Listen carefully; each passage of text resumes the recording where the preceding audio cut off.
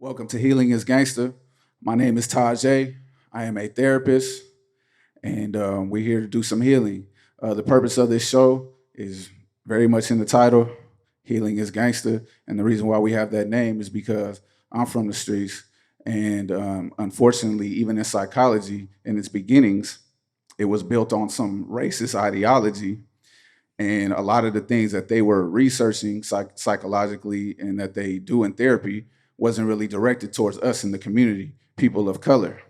So I make it a point on my show to address those issues, and that's exactly what we're going to do today. So today I have a special guest with me. His name is Scoe. He's from LA.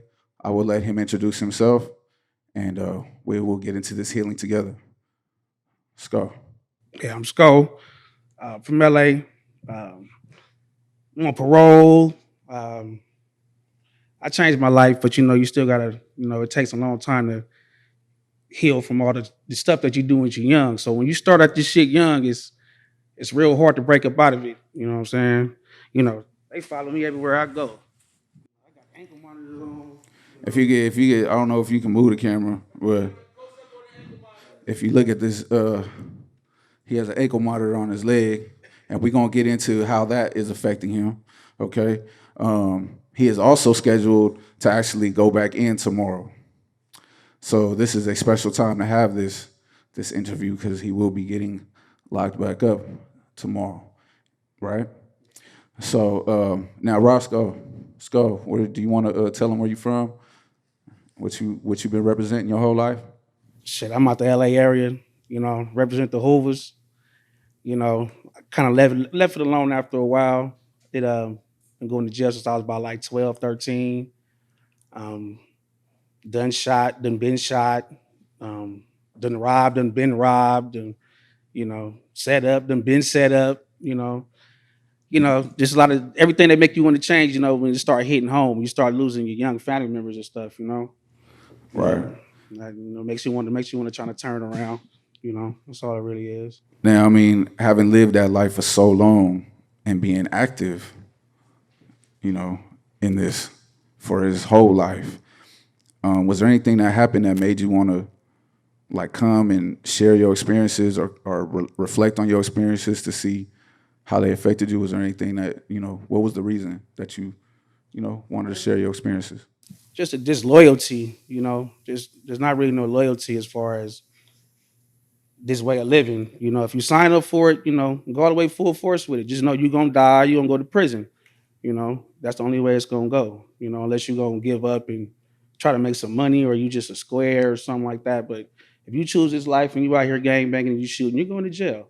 Or you gonna get killed. I mean, there it is there. What when you look back on your life, like what made you turn to gang banging?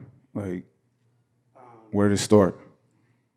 I mean, I was coming up in the 90s, so the crack was out. It was low riders everywhere, it was guns everywhere, it was parties, it was just like more of a I just wanted to be in that type of, I just wanted to be, I glorified that life.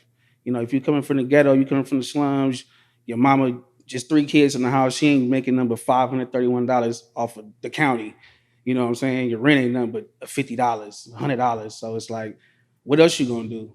She can't buy you shit. You gotta get out there, you gotta go get it yourself, so And how old were you when you first touched the street? As far as yo, I gotta go get it. I gotta go do my thing. How old were you? it's about 11. And I mean, describe that experience being 11 years old out here in the streets, especially coming from your neighborhood. Your neighborhood is surrounded by enemies in every direction.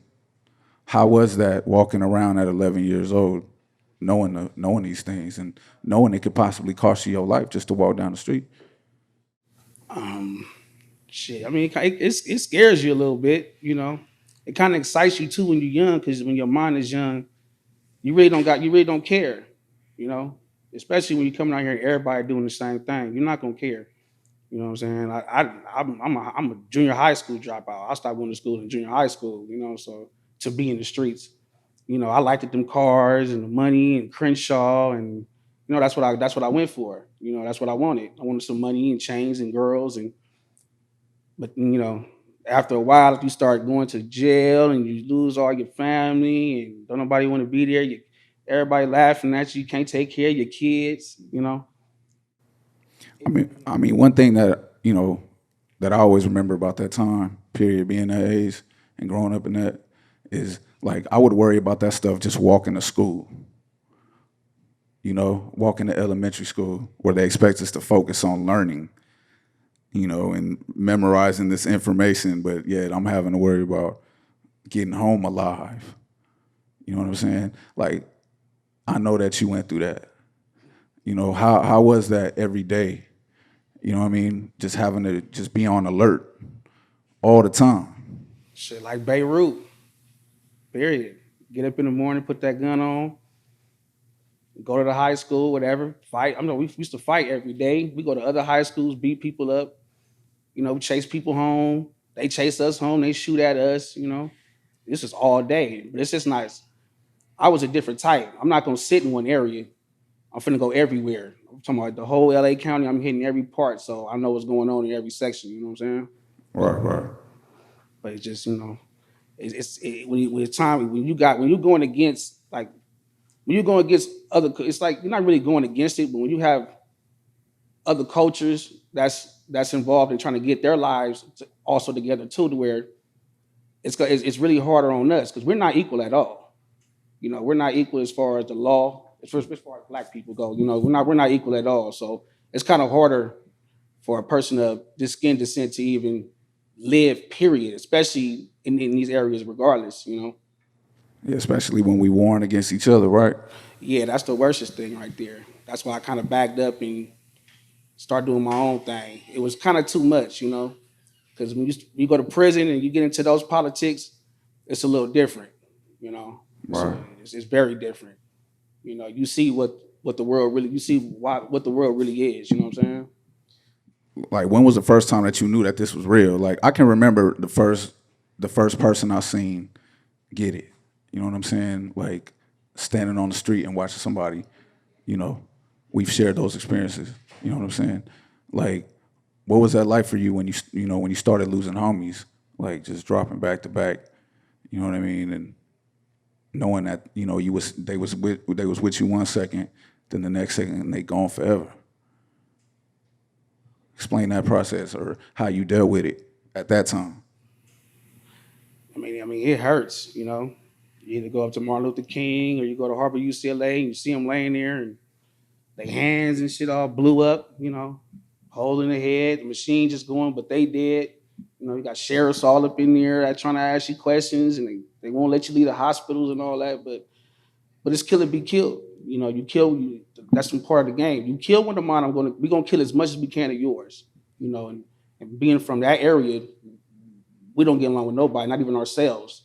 You know, and that kind of like makes you kind of grow up fast when you got these 5 people that surround you, but 3 of them will stab you and kill you at any given time.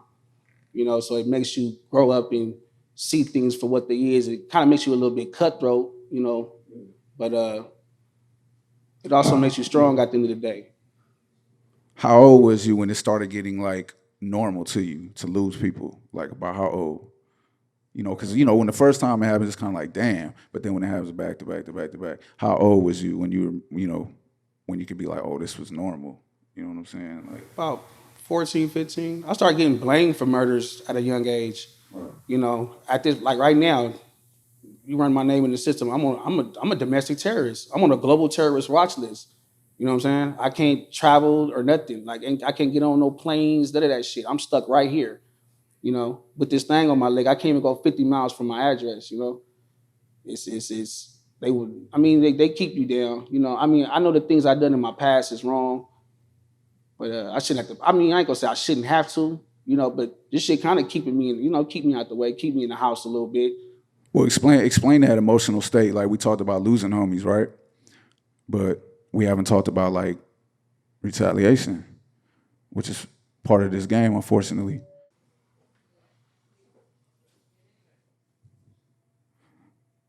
You know, I would like, explain for those who don't know about, the things that go into some of these things mentally. Like, what mind state was you in when you going out to retaliate? Like, what is it? What are you seeing? What are you feeling? Um, I just want to be some yellow tape up. I want the corner to come out. It's not really necessary. I mean, I'm hurt by the homie, but Is I it? Are also, you angry? yeah, I'm angry, but I also want everybody to know, I'm a killer. They're not gonna know exactly it's you. The police can come get you, whatever, whatnot. But I want some yellow tape. I want some blood. Period. You kill me, I kill yours. I mean, that's how it was. I mean, that's how it is still to this day. And when you do that, what's the reaction you get in the hood?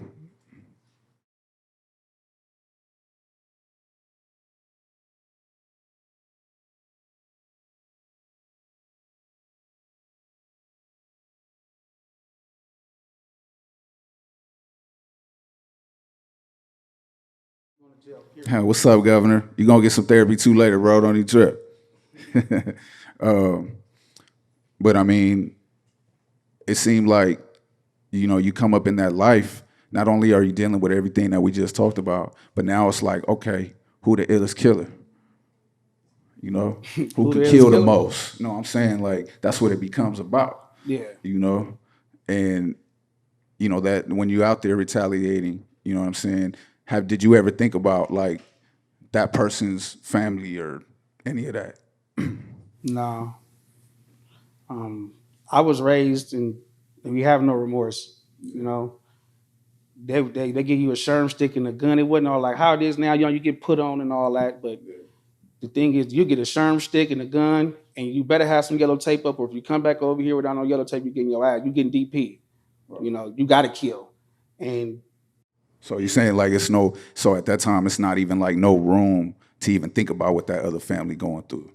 nah, especially when you're dealing with some older cats with money, you know. Well, the area that a lot of dudes I deal when I was coming up with, it was some money, so it was very, very crucial. They'll kill your mama, they'll kill your kids. Your girl be out the she go get her nails done. They have some girls go up in there and whoop her ass, take her card and go up in her apartment, beat your kids up. It's all kind of stuff. Now being grown now, like when you look back on it, and you think about, you know, that person that got dealt with or those people that got dealt with, when you think about their family and what they've been through, considering what we've been through, losing homies and things like that, like what do you think about it now? Or have you thought about it at all? I mean, just me personally, if I kind of gotta, I'm working on that revenge thing. Yeah. I'm working on that, but I don't do nothing to nobody just off the strength. You got to do something wrong to me. You know what I'm saying? That's why I had to cut that. Oh, I got all these homies and all that, because if I got 15 homies, that's 15 problems. Especially if they not getting no money and you getting some money. You know what I'm saying? You got to come pick them up, take care of them and their families and some old shit after a while. And I ain't no Tony Romo. I just want to live and keep it going. That's all. Is there, I mean, I know you said you're working on it. Is there any remorse for any of that? Is there room for it now that you're older? Yeah, yeah. It's a little remorse for certain people. You know, for certain things on them dumb nights. Them dumb days, the things that I've done. I mean, yeah, it's a little remorse there. Some people I don't have no remorse for because they had it coming, but I just got to deal with that with God by itself. I mean, I just hope. I mean, I prayed about it, but it's kind of hard for me to have remorse when I have a young family member or something who's dead right now, and the whole family blamed it on you that he's dead. You know what I'm saying? So it's like and it's probably about 20, 30 more. It ain't just that one person that died. Every day, it's yesterday. Right. It's gang wars every day in that city. If that's what you want to be about, Right. you know. I mean, I know in them days, being involved in that lifestyle, I remember being angry a lot.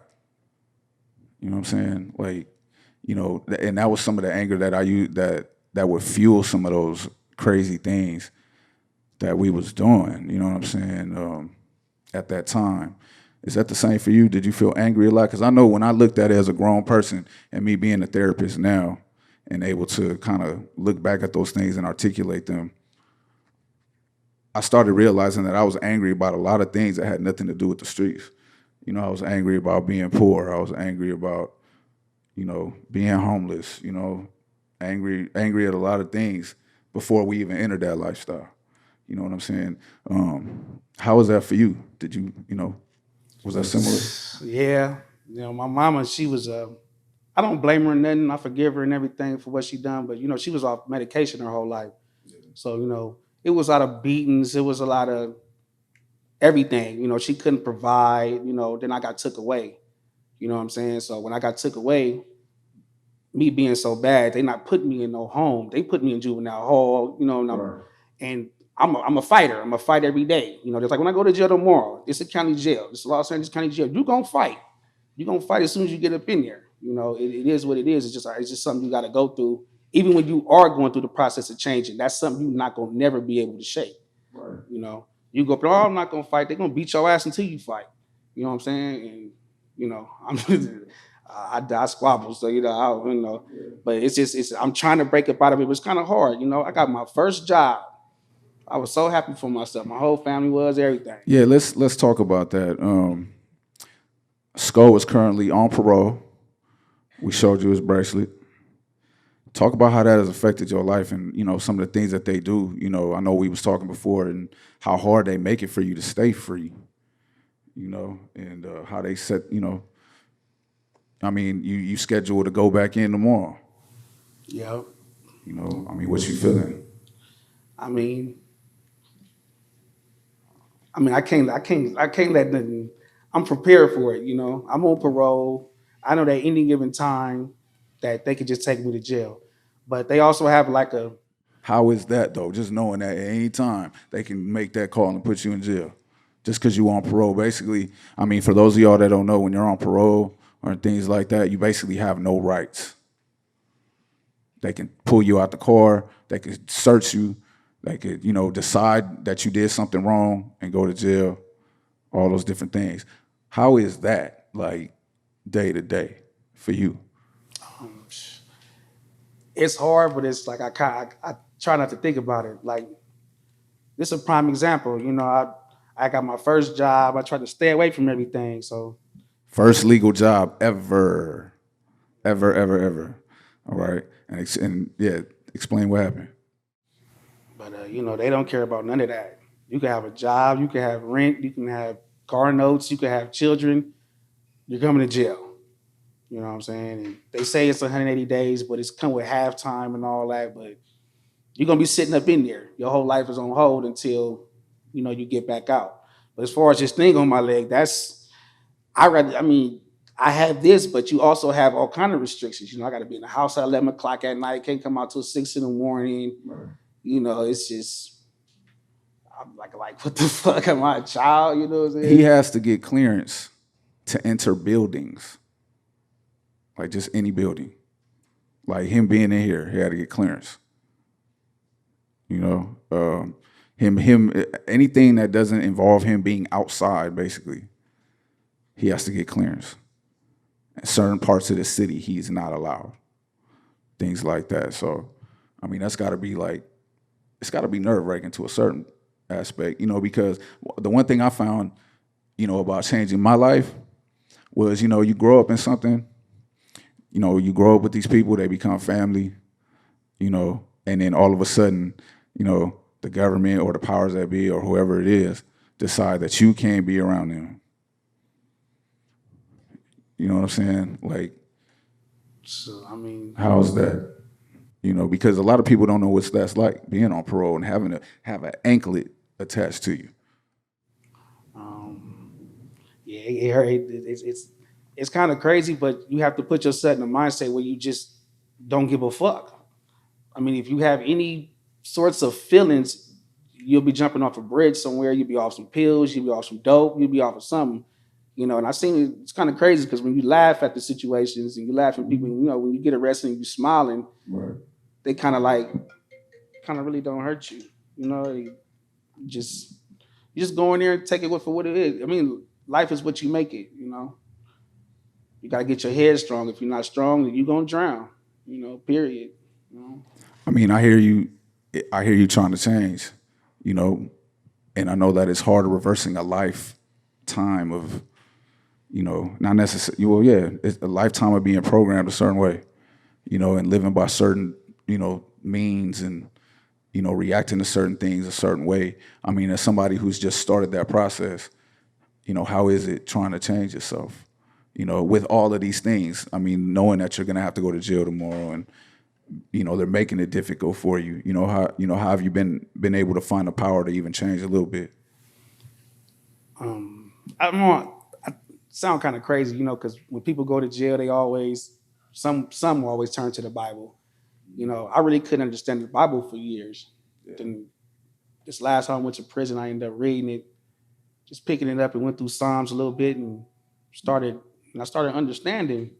And I'm like, damn, these situations that's going up in this Bible is going on to this day, you know, with the wicked people and the people that that wink their eyes behind your back, and how you gonna see people, just how you gonna see everything, you know, how the messed up thoughts and the messed up people, you know, you can see, like, I used to see people in the yard, you know, walking around with the shit all out like they hard. I'm like, this bitch ass nigga finna get beat up or something within a day or two.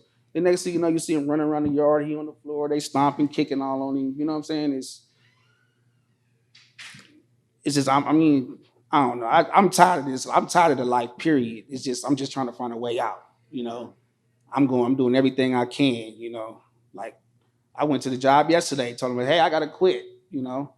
I said, hey, why? I told them it was a family emergency, but really I'm getting locked up, you know, for some BS. And they always do this around holiday seasons. You know, you remember what they did me last year, you know, Christmases and Thanksgivings and all that. When they get around, they don't want to do their job, you know, so they're going to try to put you in jail any given way.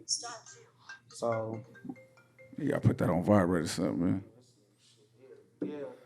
But, yeah, I mean, I applaud the change, you know, and I would encourage you to not run away from the feelings that come up, you know, because it's hard looking back at things that stressed us out. You know, it was difficult for me, you know, even me being a therapist, you know, I still struggle with these things, and it's still a trigger. You know, it's a trigger mentally, it's a trigger biologically too. You know, it's a verse, I think, on a new knit record where he says, you know, thinking about my past life makes my heart race. And like, that's some real shit. You know, it raises my blood pressure. You know, so I know that it's difficult, you know, having to think about those things, because we're trained to just on to the next, because we're so involved in surviving day to day that we don't have time a lot of times to think about the future and other things that we can do. You know what I'm saying? I mean, obviously you do. It's kind of crazy because I do the God thing, but I'm still me. Right. It took for me to honestly look at you.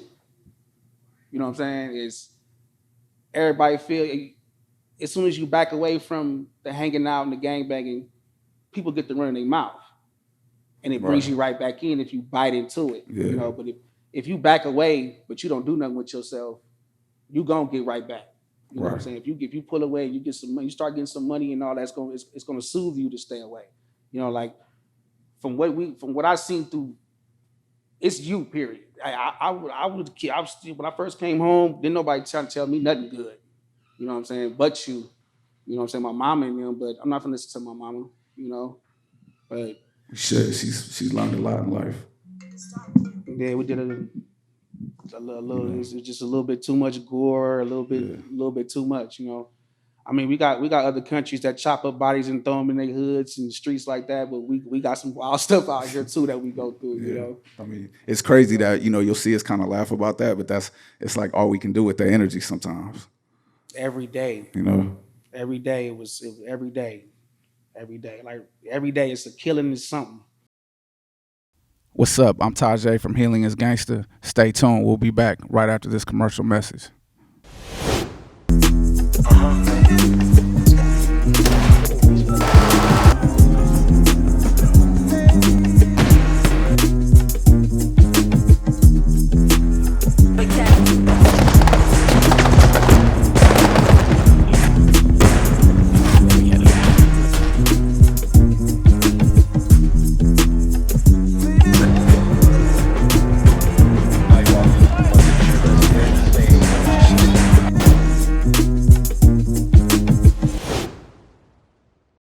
You know what day I'm saying? it's But every day is yeah, something. Just like when Nipsey got killed, everybody was trying to be on some peaceful shit. But as soon as I went outside, somebody drove up on me and threw something up at me. I said, "Oh shit, that all that peace walk that was just for the media.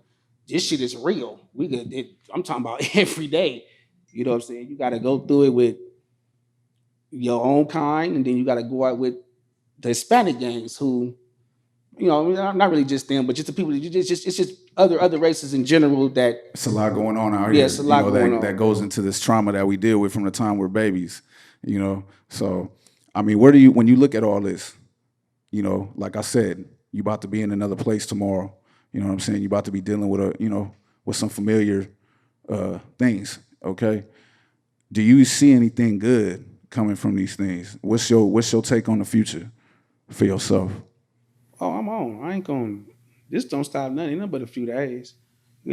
I've been going too hard, too long to sit over here and let a few. I ain't gonna be able to smoke. That's the only thing I'm really stressed about. I want to smoke some weed, but that's I don't care about nothing else. I'm just care about getting back home and getting everything Well, I back mean, on. just your process as far as maturing, changing some things. Do you see a good future in that? You know what I'm saying? Still, Yeah. Well, I can't say that for everybody, but as far as myself, yeah, I've been through too much. You know, I got kids. My daughter's 16. You know what I'm saying? Son 10. She playing basketball, and I remember when she was a baby. You know what I'm saying? So yeah, it's a wrap.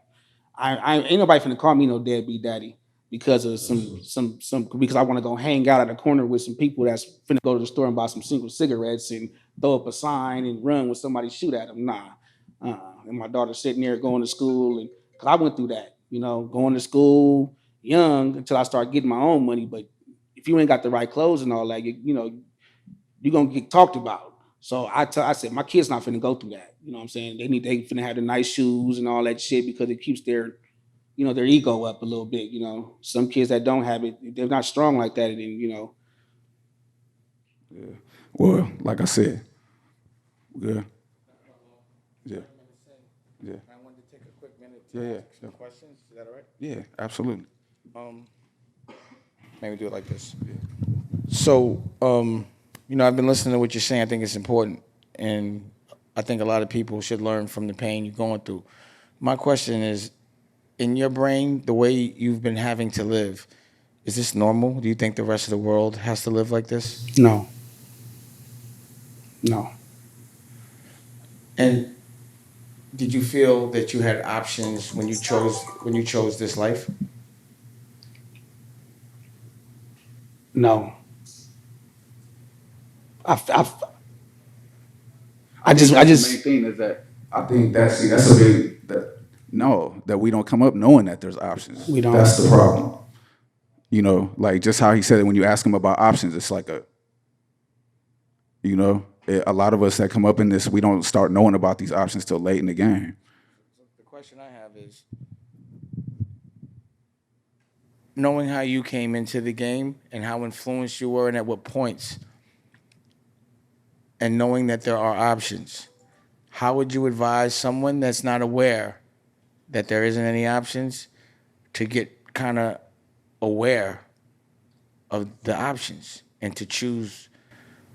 Please stay away from the gang banging and the drugs. Just just try to do. You're not gonna get nowhere trying to chase what these new little rap niggas is talking about. You're trying to chase this Bentley, so y'all finna go flock and hit these houses. No, you finna get some time in jail. A lot of LA, as far as other people, they are in prison. I get calls every day from prison, prison, prison, prison. It's packed up with people. I mean, stay away from the bullshit. Try to get up out of what the whole world thinks about our culture and just break up out of it. Try your hardest to break up out of it. Because if we don't, we still got a whole lot of years to go to get the healing going on, but we got to start ASAP. All that hating on each other and killing each other, just like these rags. When I be seeing people come together and they come flamed up and he come blued up, come with regular clothes. Fuck that rag. Put that rag up. That's the problem. This red and this blue, this orange and this purple, this gray and this red. It's Leave it. That's the problem. Everybody wants to sit over here and talk peace, but don't want to do it. You know, it's Well, you know, the reason why there's no peace is because there's always fear. it's fair. You know, Exactly. it's hard to let somebody take, if someone's not as evolved as you, you can't expect, you know, it's like you got to be smart, but it's like, don't put your sword down. You know what I mean? It's that kind of thing. So it's hard. I think a lot of times we have us in our community, we have an issue with that word fear because of the connotation that they've programmed us to think that it is. All right. First of all, let's get one thing straight. Everybody has fear, period. Fears will make you go to work. Fears will make you go out there and grind. Fears will make you take care of your kids. It's more like an anxiety. If you look at it, it's more like a worry, a preoccupation. But for black folks, when we hear fear, we hear bitch ass nigga, punk, weak. You know what I'm saying? So it's like, you know, yeah. Not to interrupt, I think instead of fear, it's more like prepare. You know what I mean? It's like, yo, I ain't scared. You know it's coming. You want to make sure you get to that first. You know, you're aware of things. Are there any questions in the audience at all? Nothing? Anything new? You got one? All right. And is there a way we can put the camera on the person that's asking the question? So what I'll do is I'll pass him the mic, like Phil Donahue, and then whoever you ask the question to, you will answer it. And I'll just limp over here. And you can say your name, you can say your Instagram, say whatever you want, and I appreciate you being open about a question. No problem. So my name is Salome. I'm with J919 Records. You got him? For sure. So I'm with J919 Records. I was just curious, does your restrictions prevent you in any way from doing anything in the community? Not necessarily the community. It's just life. You have. It's like, yeah. I can't go like. I'm marked down as being from a Hoover area. So if I stop within that area for more than a minute or 2 minutes, the gang officers are going to come out and get me.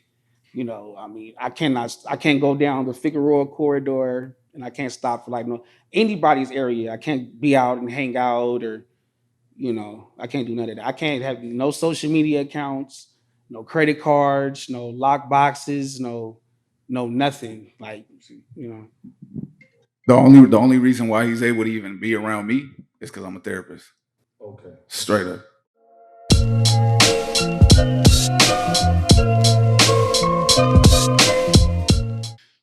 Hey, what's going on, man? My name's Q. What's going on, Taje? How you doing?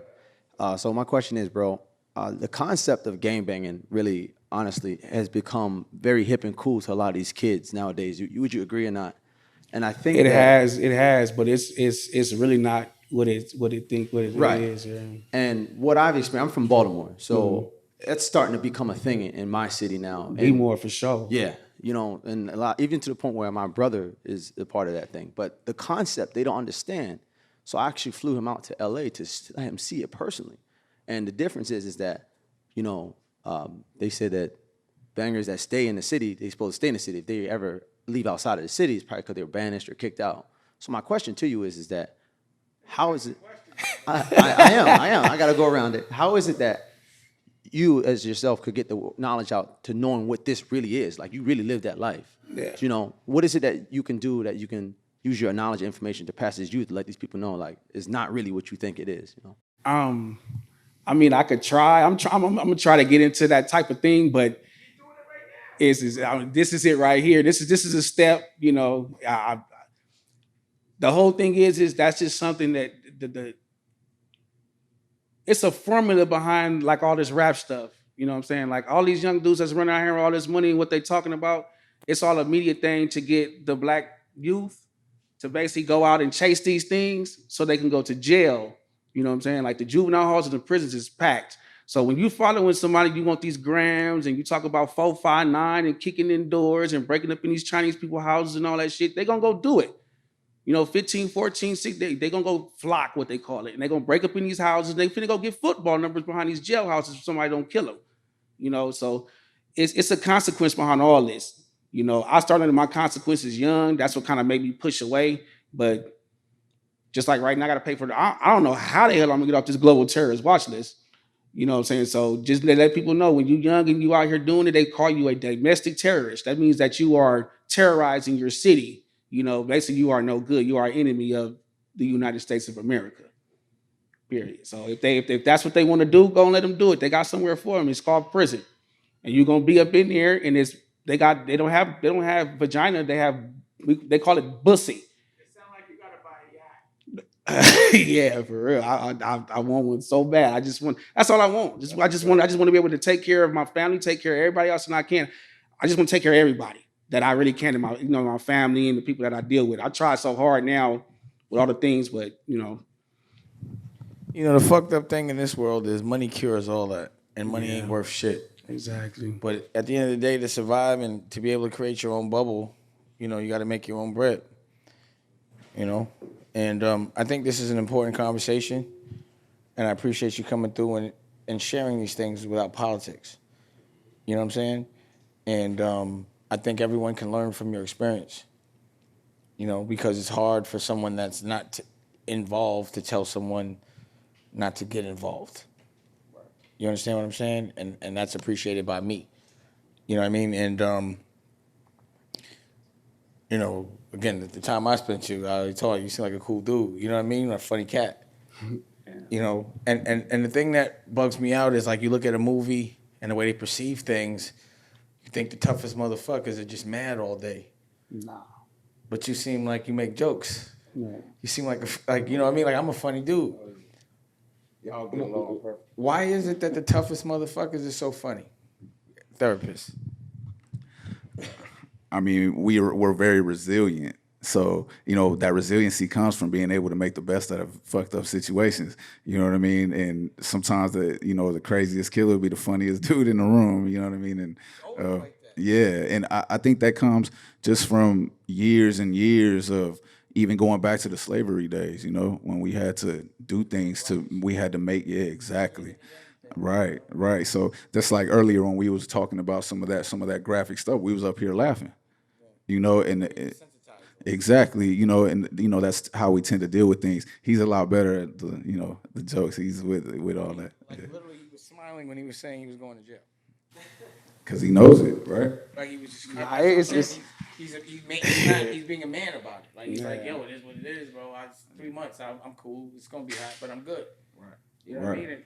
And I've seen people that are going in not respond like that. You understand what I'm saying? You just can't take the streets for granted. When I first came home, and I had a car within 2-3 days. I came home with $200, gave money. I never was gonna sit back and just be a nothing. I'm gonna get out there and get it. I mean, this is my first job I had. It was kind of cool. It was kind of hard, but it was cool, but I had to show somewhere I was getting this other money from. She coming to my house and she's looking like, what is all of this? How are you getting all this? So I had to get a job to cover up the other things, We don't get you in no trouble. Yeah, it's all good. So, So, again, yeah. My advice is, and it's no advice I could give you on how to deal with this, but I just know that, his approach on things has been very intelligent about healing. Mm-hmm. And I think it shouldn't be associated with weakness. And when a strong person like you comes through and says, like, yo, I'm ready to heal, that will influence other people way less stronger than you to be all right and receive that. And when you come back, I just think any idea you have creatively will be able to turn into something that we can monetize, because authentic experiences is really what the world is run on, and that's what the world needs to learn from. So any negative that you've survived, I think it's a good thing for other people. Look at it as a sacrifice, so that other people, the bigger picture, so they can learn from it. It ain't glorifying it. There's strength that comes with survival. But that everybody got to show that shit. Maybe survive a different way and have fun. And just be able to laugh without the fucking, be laughing because you're not laughing because something's so fucked up. Laughing because shit's really funny. Yeah, and then I heard him saying that he was a correct. What's the you was a correction officer on the 4-yard before? Wait, hold on, time out. Let's do this right. Hold on.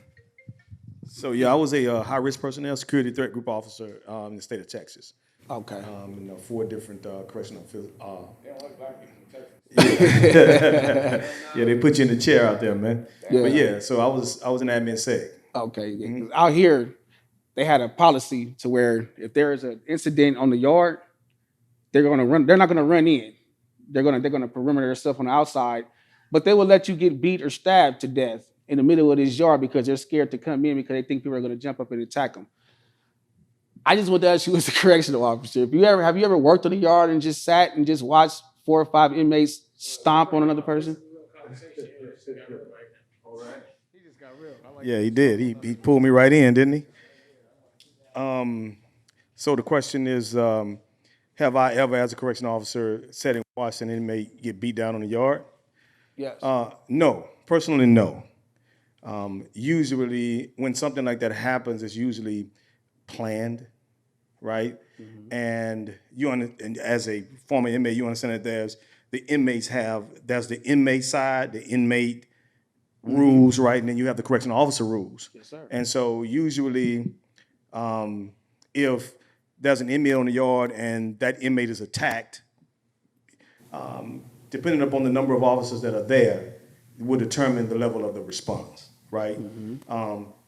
But me personally, I never sat and allowed it. I was never for it, but I understood the rules and I understood the level of the threat and I understood the level of my response. Of protecting yourself. Exactly. And so you have to follow the guidelines. So usually it's all about quarantine, okay. right? Closing out the perimeter, not letting it spill over into other parts of the actual facility. So what you're saying is containment. You don't approve of it, right? But you have to go by the guidelines. It's about containment. If it has to go on, until I get enough of response to be able to address the situation. Okay, I just have to get that in my head because I've seen people get beaten, stabbed to death with not a shot fired at them or nothing. It's kind of sad when you sit there and you see somebody getting their face stabbed like this and somebody else is hitting them in the neck. That shit is very traumatizing. Absolutely. But it's kind of crazy when you got people that's around here who's supposed to be. Well, you have to think. I think that you have to look at it from the bigger picture. And I know Dame has something to say, but I don't mean to hold you up. But I do want to respond to that. The thing is I think that what happens is that the inmate fails to look at the larger picture. Even though you have this situation, right, and the officer is there in the pits, what happens is that if that officer fires and there's an inmate there that may not necessarily be involved, because we're on the yard. So there are some inmates that may not be involved in that. If I fire a round and I kill that inmate, I'm responsible for the inmate. And the inmate's parents and their loved ones are going to hold me responsible. You follow what I'm saying? So the first response to something like that is just containment.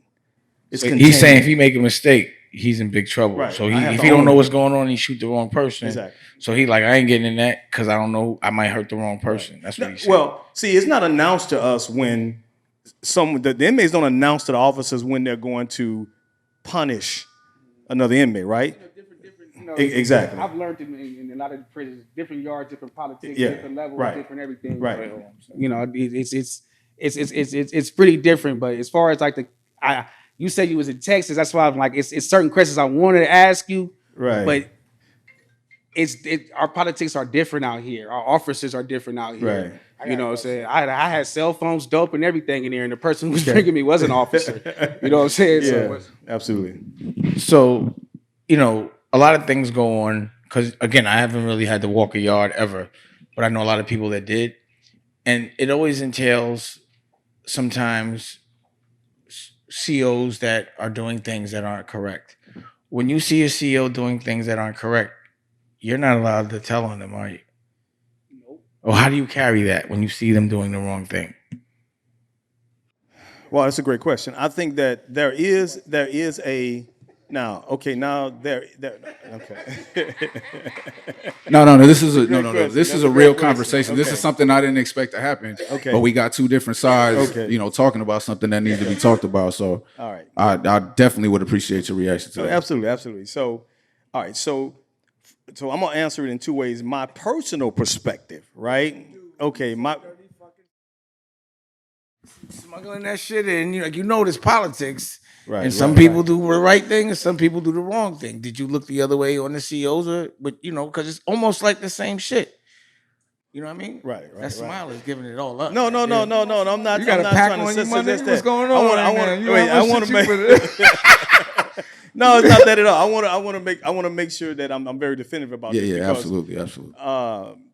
So this is the thing. So my personal perspective, right? I wasn't the type of person that would look the other way, okay? Because I set the standard in me coming in that I was the police, okay? You understand that when you're an officer on the yard and they start calling you the police, that's a compliment. You feel what I'm saying? That means I do my job. That means I'm fair across the board. That means there's no big eyes, no little U's, and I treat you like human beings unless you act like an animal. Okay, now, so coming into a system, right, you may have situations that have already been established before you got there, right? So if I see an officer bringing an inmate a glass of Kool-Aid from the chow hall, right, which is trafficking and trading, right, that officer's a veteran officer. He knows that he's not supposed to do that. It's really not worth me raising a flag about that because that's not going to gain any attention. Because that officer is a veteran officer. That's what he's doing. Eventually, that's going to get caught. But that's how they do it in the hood. Eventually, that's some hood and shit. I think that your answer is more towards the treatment of the inmates. I just want to ask you a question. Yeah. So, if there was if you were to work into a prison, right, and you end up finding out that the prison was ran by a cartel, and you work on this prison yard, but there's cell phones and nearly, there's about 50 cell phones on the yard. There's heroin, there's crystal everywhere. You know that this prison is being ran by a cartel up north, and all this is going on. Will you keep quiet, or will you say something? What's my role? No, what's my role? Well, where am I? Am I a correctional officer? Or am I a captain? Am I a sergeant? Am I a warden? Okay. What's my role? Yeah, see, and this is what I'm getting from him. And correct me if I'm mistaken. All right, what I'm getting from you is that to him it's a job. That leads me into my next question. Right. All right, as somebody who has an intimate experience with that side of things, right? Would you say that the people that you work for or that you worked under, is it a us versus them mentality? Absolutely. It's a us versus them mentality, and then you also have, depending upon the color of the uniform, you have a gray wall, you have a blue wall, right? And at the end of the day, the officers are going to protect, and they're going to be loyal to one another, and that's really all based in the language, right? If an assault took place on an inmate, when you write the report, it's all about how you write the report, right? Whether you say I slammed him on the ground or I firmly and gently led him to the pavement, right? It's all about on the language how you write it up. So, but then at the same time, the inmates are going to be loyal to each other. So inmates not going to come to me and snitch on the next. But that's understood. That's a rule in the prison. That's a rule. When you come in, you got to learn the rules. And typically, we're going to go with the old heads, right? The veteran inmates that are in the prison, and we're gonna be the new inmates. So when I was in, me being a little older and me being a former Marine, right? Because admin seg in Texas is kind of you kind of get chosen that's kind of so usually we go to the old heads, and the old heads officers, which we in Texas we call them, what's different between an inmate and a convict, right? So we call them convicts, right? The old heads, and we learn from the old heads. And then we encourage the old heads to teach the younger officers indirectly, right, what the rules are. So you learn the rules. So there's inmates against officers, right? That's exactly how it is. And at the end of the day, the upper level executives are going to do all they can to, I guess you would say, support your own. But at the same time, there's a certain level of where it gets to the extent to where that particular person cannot be protected. There's no way around that, but there's no hesitation when it comes to walking the officer off the yard. You follow what I'm saying? What part of Texas are you from? Fort Worth? So, Houston area. Houston area? Oh, okay. Huntsville, I don't know if you ever heard of Huntsville, Texas. Huntsville, Texas is about 90 miles outside of Houston. That's where all the large prison systems, I think Texas has probably the largest prison population. Like big business. Yeah. So Big business. So you got the wall unit, the wind unit, you got plenty of units out there. And they will put you in the chair. They don't care about that. As a black man, Yeah. right? As a black man, Right. What do you think about some of the systems that are put in place that get people like us, even with the school system, the school to prison stuff? Like, what is your view on that from being on that side of things? What do you think about some of the mass incarceration and some of the traps that are set for us out there? I think it's very intentional. I think that it is the new Jim Crow.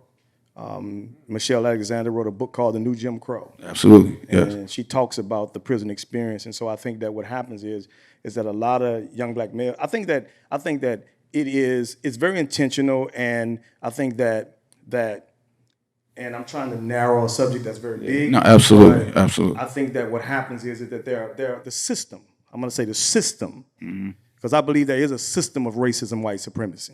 Right. I'm not, don't get me wrong, I'm not talking about white people in general. I'm talking about the system. Absolutely. There's a system of racism that's designed to point, target, and move young black males, people of color, melanated people into those situations, because if we fill those beds, I'm no longer an employee, if they fill those beds, that's revenue.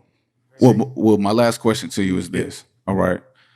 Like I said, from your experience on that side of things, what can law enforcement do better in dealing with these situations and the people that are trapped in these situations? Wow, that's a big question. I think that I don't think that it is a situation. I don't think it's a circumstance of lack of knowledge or anything that needs to be taught, trained, or empowered in officers. I think that the officers that are doing these things, they know what they're doing, and I think that we need to get away from victim blaming, and I think that we need to get away from correcting the victim. Right? Because usually what happens is if a white cop shoots a black man or woman, then all of a sudden now we find ourselves trying to come up with ways to teach the victims how they need to behave when they're stopped by the police officers. No, you need to teach the police officers that they have a mantra or a mandate to behave the way that they said they would behave when they took their oath. Do you understand what I'm saying? The responsibility, the onus is on the duty expert. Are you following what I'm saying? Absolutely. So it's not us. No, I'm not saying it's not. Listen, it is a statement of focus, not a statement of fact. Are you following what I'm saying? I'm not saying that it is the absolute answer. What I'm saying is that we as African American people, we have a tendency, because we're very spiritual and very we absorb things, we will accept things. We're very passive, we're very accepting, we're very forgiving, and that's okay. Those are great qualities. But those are qualities that have gotten us in trouble ever since 1555, right? During the transatlantic slave trade. It was our compassion that allowed the enemy to invade.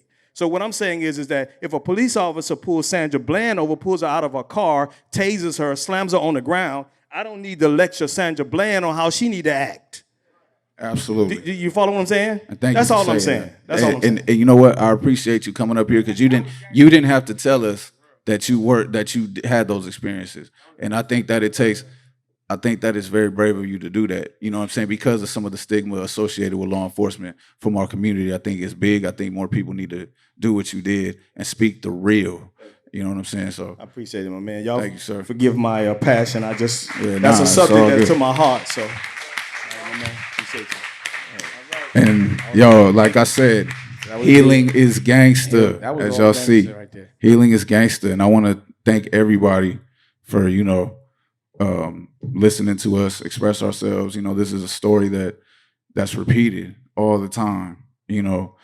From our kids, the people before us, and the people that come after us. This is a circle that's been going on for a long time. There's a lot of people who have our exact same story, all right, but they don't have the means to talk about it, and they don't have the space to talk about it, which I definitely want to thank Dame Dash for providing that, because it's very important. We need therapy all around the world. So healing is gangster. No doubt. Thank you.